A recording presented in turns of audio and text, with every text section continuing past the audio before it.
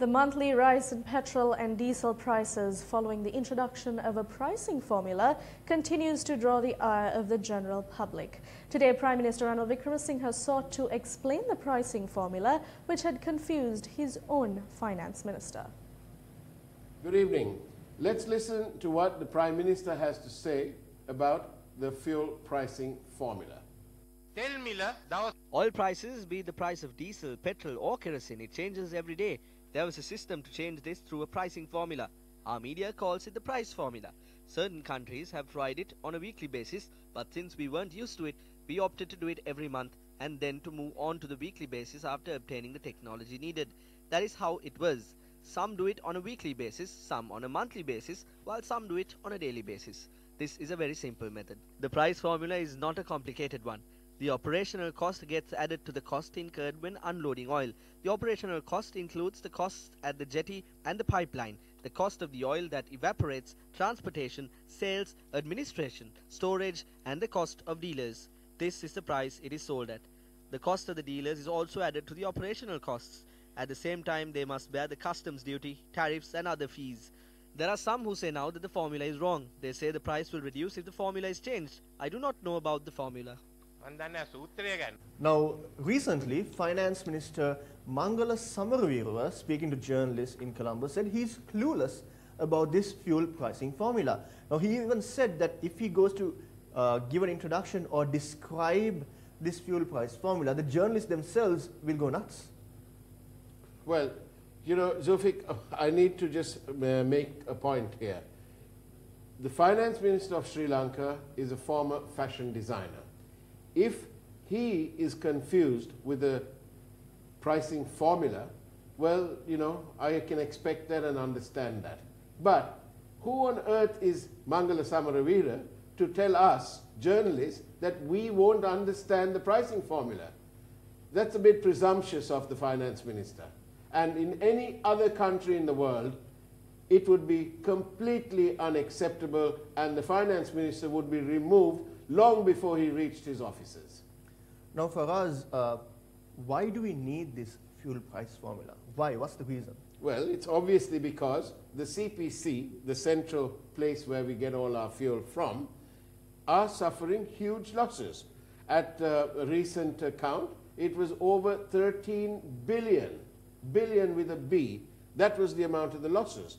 So clearly, they needed some form of formula to stabilize it because the world prices as well were going up and so on.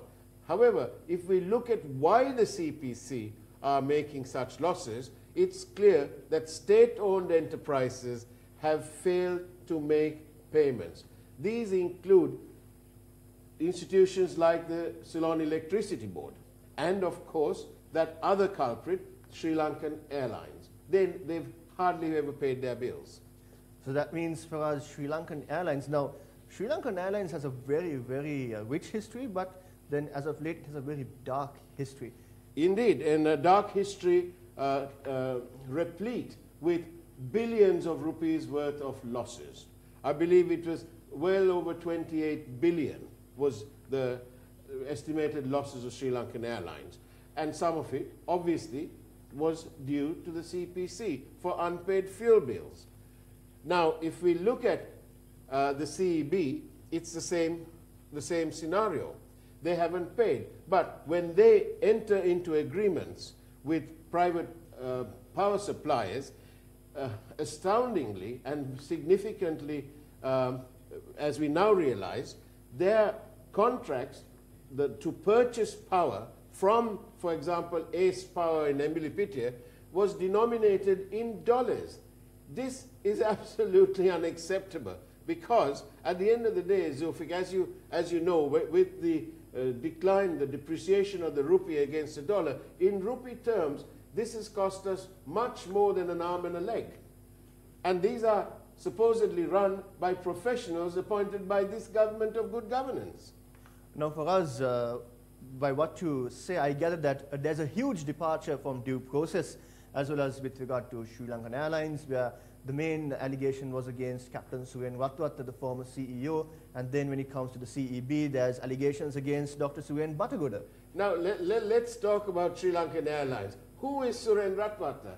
Suren Ratwater, Zulfik, is the brother of Charita Ratwater. And who is Charita Ratwater? None other than a UNP stalwart and an advisor to the Prime Minister. Now, is this a new form of nepotism? And like you say, the CEB, there it is, Dr. Suren Batagode is right there. And if you remember rightly, there has been a whole lot of controversy surrounding that person. And he is the Secretary of the Ministry. For us, speaking of due process and all these appointees, seems like the systems have changed, and systems were changed when it came to the bond scam as well. Absolutely. Once again, a significant departure of due process right from the beginning of this government. From the appointment of Arjuna Mahendran, personally nominated and recommended by Ranil Wickremesinghe, the Prime Minister, who only had 40 seats at the time. Right? Now, he is the one who appointed Arjuna Mahendran, a departure from due process, because there was consternation about his appointment. Partly, Ranawaka said that, Dr. Rajita Senratna said that, and also the newly elected President Maithripala Sirisena said that. But the Prime Minister ignored them all, reassured them all, and he appointed Arjuna Mahendran. And this is the greatest financial scam ever to afflict this country.